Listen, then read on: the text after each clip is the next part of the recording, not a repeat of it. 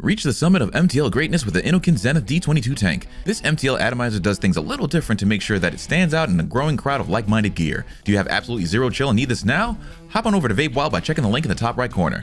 The Zenith D22 has a 3 ml capacity, which in the Nick Salt world is basically a tank fit for a vaping king or queen. The top cap doesn't come apart like most modern atomizers, but simply twists to open.